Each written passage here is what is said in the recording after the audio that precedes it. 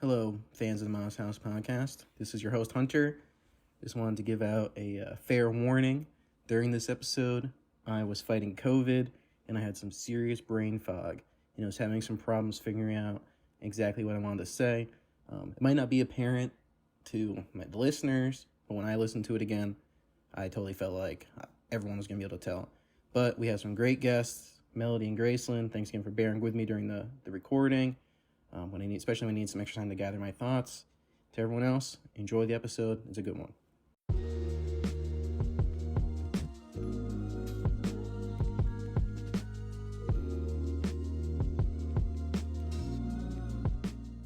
Hello, everyone. Welcome back to another episode of the Mom's House podcast. I'm your host, Hunter Begun, and today we kind of have a special podcast. It's a dual guest podcast. I'm here with Melody-Lomboy Lowe and Gracelyn Bateman, and they just helped us create the Beyond Grief exhibit here at Ma's house. And I'm very excited to have them both on the podcast. Thank you guys so much for being on. Thank you for having us. Of course. So, how are you two doing today? Very good, thank you. Mm-hmm. Glad to hear it.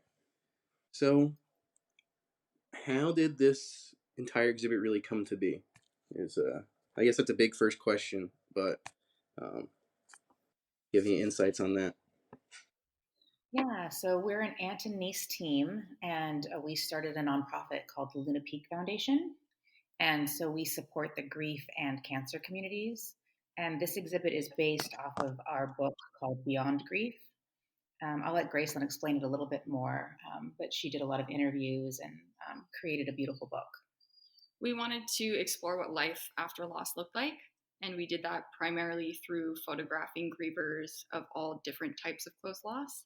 So we ended up interviewing over 80 people, and we got their stories on how they navigated their life, rebuilt their life, because when you lose someone so close to you, it is so earth-shattering that it feels like you're on a whole different life path afterwards. It's like your second life begins, your life without your loved one.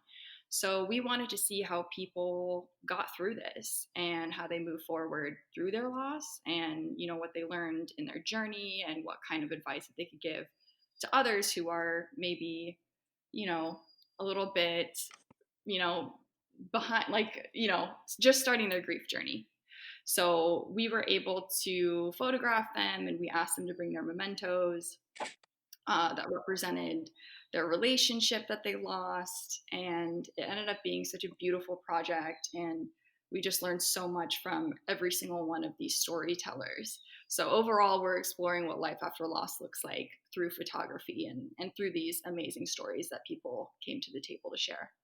And mainly what we wanted was a book for new grievers to look forward to what life after loss looks like for somebody 1 year out of loss, 5 years out of loss, 10 years out of loss. So we dated how long each interviewer was out of their loss, and so that a new griever could look and say, I wonder what my life's going to be like in 5 years. And obviously nobody grieves the same, but it's nice to see that you can live life after loss and it can be a good life.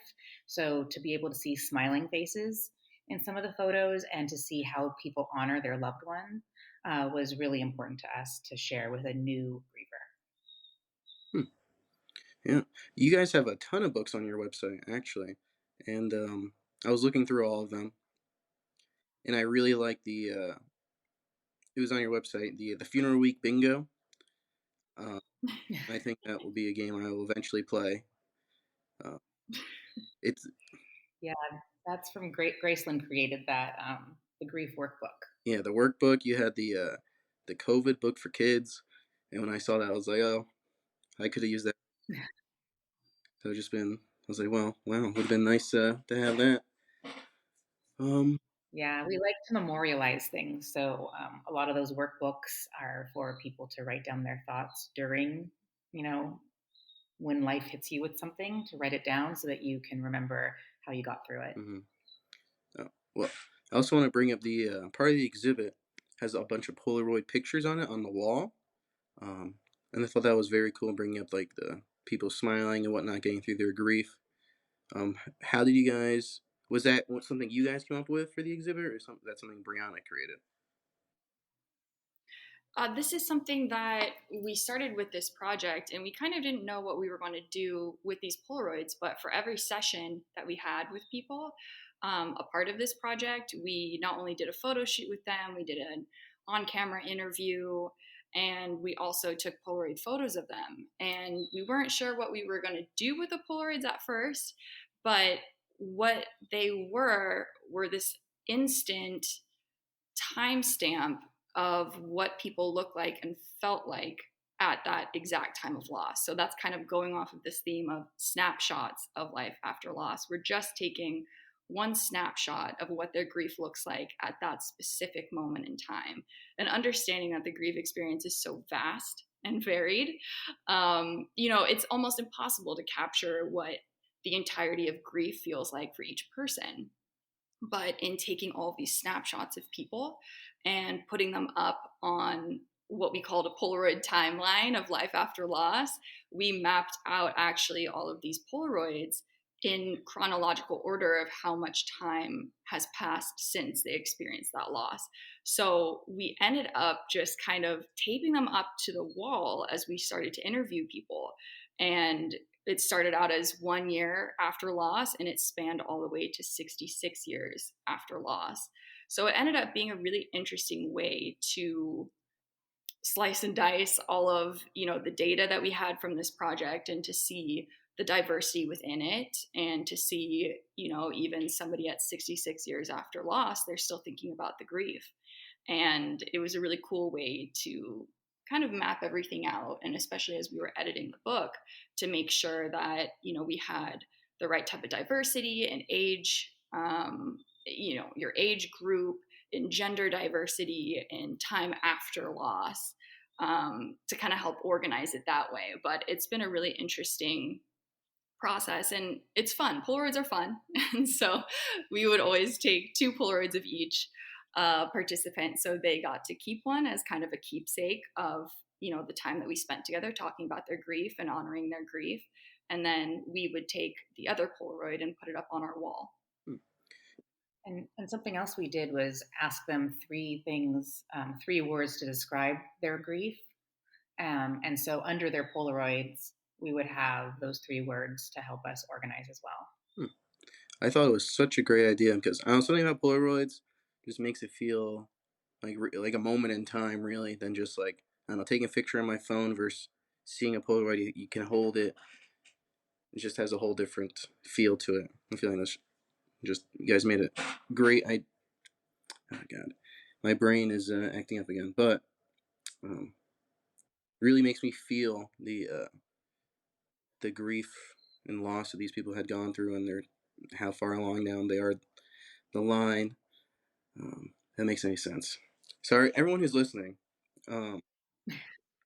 Sometimes I feel like my brain has been overheated for the past week, so sometimes I'm not. I'm just stuck trying to explain myself, and I don't know what's going on. But we keep going. Okay. Yeah. So there's some other things I want to talk about that when I was reading your bios, I thought were really interesting. You guys are super educated, and not. Let's see. I think, Gracelyn, you have part of your thing is an art degree, but you also worked in digital marketing for a long time, and you're certified death doula, and I think you got a master's from Columbia too, right? So correct? Yes. So we actually both studied sociology, which was a lot of fun. I think that has a lot to do with why we started a lot of these projects, and a lot of them are kind of like sociology research projects. And I spent some time in New York City and got a master's also in sociology. And then Melody has more of the art history background. Oh. Yeah, my undergrad is a double major in sociology and art history. Yes. Yes. Very amazing. You guys are both very, very educated. Usually, I am college dropout, only got 2 years in, so it's always nice to talk to people who went so far in their education. Yeah, I feel like I'm a permanent student, though. I'm always trying to find another class to take. Where do you go to take more classes? Oh, now it's just online. Oh. Yeah, just online stuff, but just constantly learning. Let's see. So when did you guys start working together? Well, I was 12 when Gracelyn was born. She's my older sister's daughter, and so I feel like we grew up more like sisters. Mm. And I joke that I had to wait until she grew up to start Luna Peak Foundation because I always wanted to create a nonprofit that supported the cancer community. And once she finished at Columbia and was moving back after the loss of her dad, we decided to kind of open it up and not just do cancer, but to do cancer and grief. Because unfortunately, sometimes they're hand in hand with each other, but they're also taboo topics that people don't like to talk about, and we are all about bringing it to the surface and facing those taboo topics. I know it's kind of an open-ended question, but why do you think these topics are so taboo in our society? I think they're taboo because they are scary. I'm not going to lie about that. Right? Cancer is terrible. Grief is terrible. These are all very dark topics, and they're very unfortunate life experiences, but they're also very universal life experiences. Most everyone we know has been touched by cancer in some way, and at some point, everyone will know what grief is, and that's just an unfortunate truth. But I think it's really difficult to come to the table and talk about these things. I think our society is not really equipped to talk about negative experiences. And I think it is even harder for people to support you through these experiences because we just want things to get better. But unfortunately, in instances of cancer and grief, sometimes there aren't things that will make it better, right? Sometimes it just is. And that's fine. And it's okay to sit with someone while they're going through something life changing. But I think typically we think about adversity in a way that, you go through something bad and then it gets better. And sometimes that's not exactly what a healing process looks like. So I think it's really difficult to understand that. I mean, even thinking through what it was like for me to go through the grief of losing my dad, that was absolutely the first time where I was going through something pretty awful for so long. I think part of the shock of grief is just realizing, oh, this is actually going to feel bad pretty much forever. And it doesn't mean that, your whole life will be bad, but I don't think there will ever be a day in which I feel okay about the fact that my dad is not here with me. So, for that reason, it is hard to sit in that truth that, something has permanently changed and that you can't quite fix it. We're just not equipped to handle that ourselves. We're not equipped to support other people through that, and so I think that's part of it. While these topics are very scary, we are all going to be touched by them. So that's kind of been our mission to help people through that. We can't help that we go through cancer. We can't help that people that we love die. But we can absolutely, help support people through and make sure that they actually feel that they're not alone through that. It's a good answer. Very good answer. Um, let's see. I've been to maybe 5 funerals in my life, and I know for a lot of people out there, as we were discussing, since it's such a taboo thing and people don't talk about it. Um, my mom and me, my mom is she went to a bring the fun back in funeral class, so she's always been interested in grief and how it's affected people in our family, especially my grandmother.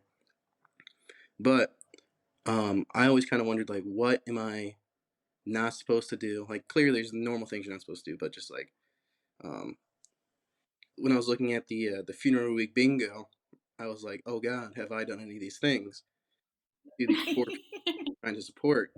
Is there anything you guys can suggest what people should not do for people who are grieving? Oh gosh, there's actually a lot. Yeah. Um, I'll start with, comparing your own loss to theirs, especially when it's a fresh loss for someone. So, for example, if somebody lost, their mom recently, I'm not going to go up and say, oh my gosh, my dog died last week. Or, I know how you feel because, I lost, a cousin like, 25 years ago that I didn't really know very well, but lived in another state, like things like that. Like you have to, if you're going to share your loss with them, I feel like it should be something similar.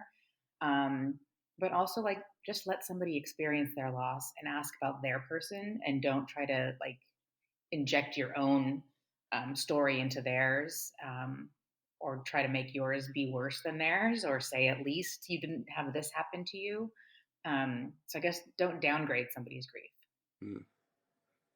Don't make it about yourself. Keep it about them. Mm-hmm. Yeah, that's good. But Grayson has a lot. Well, no, I think that's really well put. Don't try to make the shoe fit if it's just not fitting. Mm-hmm. And it's okay if you can't relate to somebody's loss. I think kind of what you said. I mean, we've all made the same condolence mistakes, but you don't know it until you go through it, and then you realize how hurtful it can be to hear it. Mm-hmm. Or just maybe how uncomfortable it might be, even if it's not hurtful. So it's definitely fine if you are a supporter and you have not experienced that same type of loss that they have. It is okay to say, I don't know what to say. It's okay to just give them a hug and to sit with them or cry with them. I think for me, the thing that I always promote is, just don't make it weird. I think when you're going through grief, there's so many things going on in your head, and everyone's watching you at the funeral, and you're walking down, and just all eyes are on you. And I think everybody just wants to look at you and make sure that you're okay, which is a very kind sentiment for sure. But to try to not make it so weird when somebody is upset about their grief, even a year, 5 years, 20 years later, 66 years later, as we could see in this project, that loss never leaves you. So to just kind of go with the flow and to not make it even more awkward than grief already is. I think that's pretty much the go-to advice that we have for supporters. I see. That's hard for me. I'm known for an ill-timed joke every once in a while. So dark humor is great. Yeah. That's actually very much appreciated. I think a lot of times we'll make some dark jokes and people are a little, a little uncomfortable. But people do. But that's how people heal, part of the dark humor. Mm-hmm. Yeah. I mean, any humor I think I guess not if, but when I go through some true loss, I think I think humor will be my escape out, as it already is now. So people might be a little disturbed about what I'm saying at the time, but it'll just be my way to get through it. At least that's my prediction. Who knows for sure what will happen? No, laughter always helps everything. Yeah. So what are some of the other nonprofits you guys have done work for? I know you guys donate a lot of your books to people in those nonprofits, and Yeah, so we're a nonprofit ourselves, but we do care packages for children with cancer. We package up some of our books and crayons and other helpful things in our tote bags and bring them to hospitals for the kids. We've donated our Beyond Remission book, which is our cancer book that is kind of the sister book to Beyond Grief. And we donate those to hospitals, and they're given to patients when they're first diagnosed. So they have something tangible in their hands that is filled with survivors. So they have a little bit of hope in their hands. And it was particularly helpful during COVID because they couldn't have their loved ones with them when they were getting chemotherapy. So they had our book with survivors and their advice for newly diagnosed patients. So yeah, we mostly will team up with hospitals and bring them, donations. Well, it's great work. Thank you. Let's see. So I also want to know how you guys met Brianna. Great question. So I actually met Brianna at grief camp initially, but I'm sure if we did not meet at grief camp, we would have found each other on the Instagram, Griefstagram space anyway. But we met at grief camp, and we're kind of bonded through each of us experiencing the loss of a parent. And throughout the years, this was in 2019 when we went to grief camp, and so we quickly, fostered a friendship. which only got stronger. And during COVID, we would leave each other video messages, but we're definitely bonded through grief and also, our entry into talking about these dark taboo topics that I think people are not quite ready for. And so, Brianna's always been death positive, and she's been honestly a role model for me in, creating in this space and for just talking about these things. And so she's really led the way in that respect. And so, I've always, followed her art career, and it's just such an honor that she's curated this entire show. I'm just really in awe of her. But most recently, she became a death doula, and she actually encouraged me to apply for that as well. So each of us went through the same program, which was really wonderful. And so that's kind of how I got to know about Ma's House. And then also, there's so much about Ma's House that we love, that we've, been following for years now. But, we love that this is all in memory of Ma. That's incredible. I think, that's also a griefy thing that we share between our organizations, and, boosting representation and allowing people a creative outlet. Of course, all of these things are so important for us. So, I mean, it's a dream to be able to have some of our photographs showcased at Ma's House. It's truly such an honor. Well, I'm sure Brianna will be happy to hear that. Let me see. There is something I just wanted to ask you. Oh yeah, it's grief camp. I'm not exactly sure what that is, and I would like you to go a little further in depth with that. I mean, I kind of understand it, but I think it'd be interesting to discuss. So there are a lot of grief camps out there, and I would not have known this until I experienced a loss, but there are a ton for kids. There are not as many for adults. And so Brianna and I were both a part of kind of like a digital virtual support group for 20 and 30 somethings going through grief. And so we didn't know each other before this, but when we met at camp, we were just instant friends because we were both hosting workshops. So Brianna did a workshop in creating artwork and artistic expression and like moving through your grief, which was awesome. And I got to see really cool videos that she had put together. And so I was able to go to her workshop, and then she went to my workshop, which was essentially the Polaroid timeline that we kind of replicated across like 50 people. And it was really cool to be able to dive into each other's work like that. But yeah, it was a really fun weekend. It was kind of all of our peers in grief, if you will. And there were a lot of jokes, a lot of dark humor. And it was just a really great way to bond with people. Something that I remember, especially from camp, is how, the social aspect of grief is, oh my gosh, it can be so exhausting because, when you are around other people who haven't experienced a great loss, sometimes there's just more pressure on you in certain situations. And I realized that being at grief camp around 100 other individuals who had also experienced a great loss, it just kind of felt like normal for a bit, which was really cool. So that's initially where her and I met. I'm very glad I asked, because that's not what I was envisioning in my head for grief camp. There were some tears, of course. I think that might have been the stereotype for that. And of course, yeah, there were a lot of tears, but it was just nice to kind of be around peers. And, they had like a yoga session and of course all of these workshops. So it was just so great to be able to meet other people who had experienced something very similar. I honestly thought it was like you guys went camping in like a thing, but like a summer camp type situation. That's just me probably being a fool, but that's No, no, this was actually like at a campground type of thing. It was like at a retreat center, so you're not too far off. I thought you said it was all virtual. And then that Oh made me yeah, think like, oh so man. the organization, the organization we were part of, that's how we kind of came to the table to do that. They Oh, hosted an in-person camp. oh, okay, okay. I see. Huh.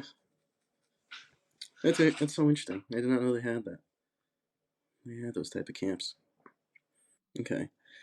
see. I'll move on to the next questions. Let's see. I have all these things written down, and my handwriting is so bad. When did you decide to make the switch from working in New York City for, like, I guess, the for-profit industry, and then decide to swap into the nonprofit and then kind of do your own thing with writing all the books and everything? Yeah, we kind of fell into it. As soon as my dad died in 2016, I actually transferred to the startup's LA office that I was working at. And I continued to work there for 2 years. But at the turn of 2018, Melody had this idea to create Beyond Remission, which was our first photography book and our first book. But we started doing this project that she had always dreamed of. And so this was photographing over 100 cancer survivors and showing the eyes and faces of people who have reached remission, and to use that as a book of hope to inspire people who are newly diagnosed. So, at Mm. a very trying and lonely moment, to be able to provide a sense of community and their words of wisdom. And so we started hosting these photo shoots, and I was still working at the time at this startup, and we would do this on weekends. And we hosted a couple in LA, and pretty much after the first photo shoot, we knew that there was something a little bit bigger that we needed to start, putting more energy into, because it was such a beautiful process. We had, people who were survivors for years. We had people who were new survivors, and, people living with metastatic cancer who came to the table as well. And we had all these people come through, and the experience, at least for me, of watching their interactions between my aunt, who is a cancer survivor, since childhood, and seeing these people, come through, and they are able to connect with each other and connect with Melody, and just the way that their eyes and faces lit up, knowing that this is another survivor that they could talk to, and they could celebrate this, sometimes for the first time, to celebrate their Mm. remission and celebrate their life, and to see the type of things that they wanted to share, and to be able to, know that their words that they were sharing were affecting someone else. So we like to call this like a ripple of hope that we had at these photo shoots, because, we had people come in and we were celebrating them, they're sharing their story, and that's going to help other people celebrate themselves as well. Mm. So it just really was a ripple effect of hope. And I started to observe this from, Melody's interactions at these photo shoots. And we figured, okay, we need to put more energy into this. We need to start a company or a nonprofit. We need to build some structure around this, because this is a really special experience. And Melody's kind of spearheaded the ideas for all these projects. She was the one to come up with this, idea of representation, and to use photography to be the inspiring medium for people. And we continued that all for grief. She came up with the COVID workbook, and so we're like, oh yeah, let's do more of these workbooks. These are fun. Let's do them for kids. Let's do them for adults. Everybody can make use out of them. So it kind of, I don't know, it kind of snowballed into something larger. But at first, we were really just honoring this idea that Melody had for 2 decades to create this, book of hope. Well, Melody, you sound like a mastermind. She is. I Well, also, we talking about everything we kept adding, creating these books. Our very first book was traditionally published. We had, a literary agent and a publisher, and it all went through that. And we learned so much from that process that we decided to open up our own publishing company. So the rest of the books have all been published under our own publishing house, Luna Peak Publishing. So that's why, Gracelyn working full time and us trying to do this on the weekends was just not going to work out. And so that's how she kind of transitioned to um, working from home. And I used to have a talent agency, and I closed that down, and we went full force into Luna Peak. Very cool. So when I was reading your about page, you were a collegiate. You swam in college. Like, that's pretty amazing. Um, to go from having cancer at 6 years old to basically swimming professionally or one level below. What was kind of like the journey from there to there? Well, I like to say swimming sort of saved my life because I had started competitively swimming for fun, like a little summer league when I was 6 years old. And after that summer is when I was diagnosed with leukemia. And in order to keep some normalcy in my life, my parents made a point that I would stay swimming. So throughout my treatment, I was on chemotherapy for 3 years. I would swim when I wasn't feeling well. I'd still go and watch my friends swim. My brother was on the team too, and so the water was just sort of part of my life. And when I was swimming, I didn't feel sick. So it was a time to forget that I was, the cancer kid in the neighborhood, and I was just a swimmer. And so I kept on swimming all the way through, elementary, middle school, high school, and I wound up getting a scholarship to UC Irvine. So I swam there for 4 years, and yeah, the water still is a very magical place for me. Yeah. I've always been captivated by these. I feel like sports, people overcoming amazing things in sports is always such a captivating story to me. I feel like it's always amazing. People can go through and then still compete. Yeah, it's a fighting spirit. Yeah, compete at the top of their craft is amazing, and the fact they got a scholarship for it, awesome. Thank you. Um, you tell me a little bit about your talent agency? That's just something that's interesting to me. Yeah, so in college, I not only studied sociology and art history, I also did musical theater, and so I really fell in love with acting and the stage. And so after college, that was my first job was doing commercials and doing stunt work. Because of my swimming ability, I did some water stunts for different shows. And once I got married and had my first son, I didn't want to do that work anymore. It was just too long of days to be away from my family. So that's when I decided to start my own talent agency. I had been volunteering at my own agent's office for a while, and she kind of led the way and helped me start my own company. And I was virtually working from home before it was a thing. Now everyone seems to be working from home, Hmm. but I was able to run the agency from home while raising my kids. I have 3 sons. So yeah, that's how the agency got started. But basically, I would just submit actors on jobs and get to watch them, fulfill their dreams. It's pretty awesome. Thank you. Hmm. Did you ever? Well, the swimming stunts. What kind of stunts did you have to do?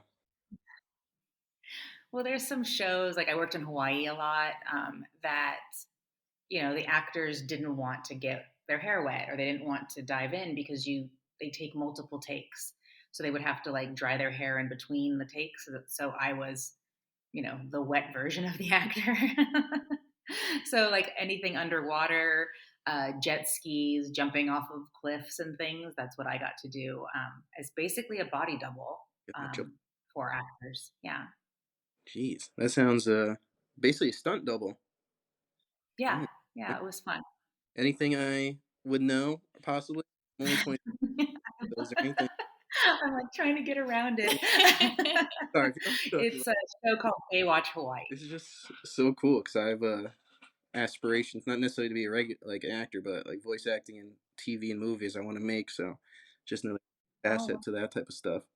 Um, yeah. So, Baywatch took off and they did like Baywatch Nights and then they did Baywatch Hawaii. So this was the Hawaiian version. what? You're on Baywatch Hawaii? That's actually so cool. It was wonderful because it was very diverse. I was really happy that they made sure to cast real Hawaiians and use all local people to run the show as opposed to the shipping people over from LA. Yeah. And the fact that you wanted to get around this and something so cool, Mhm. we missed out. Let's see. Um, so now that your exhibit is at Moss House, and I know you guys have a like a talk coming up, I think on the 17th or something around there, maybe the 20 whatever 20 something. Do you guys know the date for that? Because this is going to come out before then. So this will be the 17th, Friday, March 17th. Right, March 17th. Okay, so I want everyone to tune in, put on their calendars, March 17th. Talk with Gracelyn and Melody. Um, I guess it's going to be on at Ma's house. You guys are coming to Ma's house for that, right? Yeah, we'll be there in person. We're excited to make the trip. Awesome. So be in person at Ma's house, and it will also, assuming, going to be somewhere on Zoom. Jeremy loves his Zoom. Oh, so people can tune in on Zoom as well. Yes, exactly. And then I'm sure it'll be on YouTube after and everything. So keep your eyes out, everybody, for that. Let's see. I guess we're close to the end of the podcast. This is more of an intro, I feel like, than my usual podcast, which has been cool. Hopefully, I haven't botched it too much. Anyone listening, please let me know if I sound too COVID-y for this. Let's see. So I always like to ask everyone if they have any questions for me, just so they can learn something about who they've just been talking to for however long. So do you guys have any questions for me? Well, we sort of know your background and your connection with Ma's house, but could you elaborate on, you know, why you wanted to continue even like working with it? Because, just because it's part of your family doesn't necessarily mean you have to, continue and work and make the legacy go on. So what is your driving force? Oof. Um, I don't have like a noble cause really. Um, but like Ma's house, I used to hang out there. My uncle, we called him Uncle Bear. He lived there, so I was always there when I was a kid. And then they moved to Florida, so the house kind of been unoccupied for a while. And then Jerry made Ma's house, started rebuilding it. I'd go to all the meetings or the events that we had at first that I could make it. I was living in Philadelphia at the time when he first started it, trying to do like art stuff, my own art, which it didn't end like greatly. Nothing really came of it, but I needed the time to like away from all my family and kind of do my own thing for a little bit after I left school and like training. I had to like train basically myself to be somewhat of a capable artist. And then Jeremy had this meeting for this grant that we had an opportunity to apply for. And I was like, well, I'll move back to Southampton if we win this grant, and I'll work basically with you guys. And we ended up winning the grant. And so I was like, well, now's my chance to start recording everything and kind of keeping a living archive of stuff because most of our history is oral history, and people, for some reason, don't accept oral history as much. Like in the if it's written down, it's like important and people can believe it. But if it's an oral history, people have issues with it usually.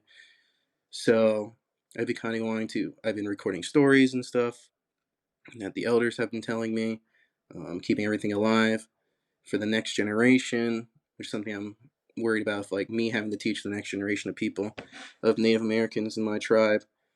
Um, Something I am excited to do, but also like, oh God, I have to make sure I know what I'm talking about. Otherwise, I'm doing a disservice.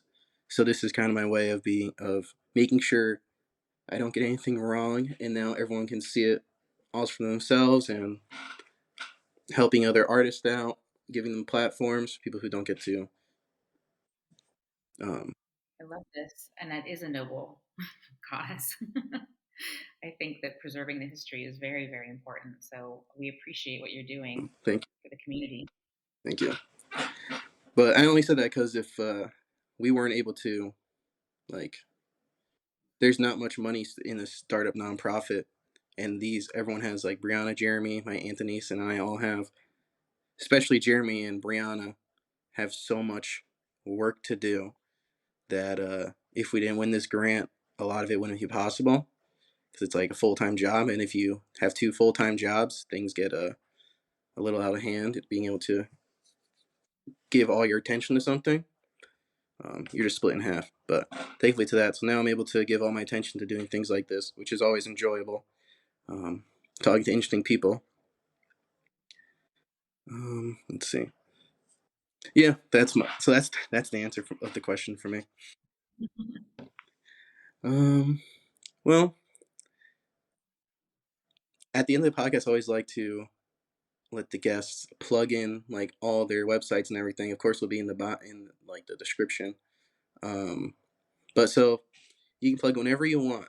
You can plug in your websites, someone else's websites. Tell people to go check out whatever you want to check out. Tell people about your books, whatever you want to do. This is your time just to say whatever you want to say. Now, well, people can find us at lunapeakfoundation.org, and that links to pretty much everything that we do is there, and you can see our books, lunapeakpublishing.com, but that's also linked to the .org site, and on Instagram we are Luna Peak Foundation and Snapshots of Life After Loss. So if you're more interested in the grief side of things, Snapshots of Life After Loss is where you should go. And if you're interested in the cancer side, it's more Luna Peak Foundation. We have a lot of books. You can find them all online. The books that I have mostly worked on are the cancer books. Beyond Remission, Follow Me Cancer Free is a children's book for a newly diagnosed child. And then I have Kicking Cancer, which is a workbook for kids with cancer to memorialize their time in the hospital. And then I'll let Gracelyn talk about hers. So we have our Beyond Grief book that's also listed on lunapeakpublishing.com. And our workbooks, we have the Grief Workbook, which that's where the Funeral Week Bingo is in. And then also we have Seasons Grievings, which is our holiday version of the Grief Workbook. And for anyone looking out for free resources for the cancer community, for the grief community, that's also listed on our website. So we always love to point people there. There's just so much information and incredible people doing really amazing work in each of the spaces. So we also want to uplift them. And also, of course, a shout out to Brianna Hernandez. Thank you so much for curating this amazing, incredible gallery. And Brianna's actually in Beyond Grief. I'm not sure if I even mentioned that today, but she's one of our participants in Beyond Grief, which is extra special. So we are very thankful. Awesome. Yeah, Brianna always creates something amazing. I don't know how she does it, and it's always like within a week she takes one thing down, then the next week there's something new that's even more amazing than the last one somehow. I don't understand how it's possible. Okay, well, you guys are all doing so much. You guys all wear so many different hats and have 1,000 different jobs. So I'm constantly impressed by all of the work and community behind Ma's House. You guys are amazing. Thank you. You guys are amazing too. Appreciate it.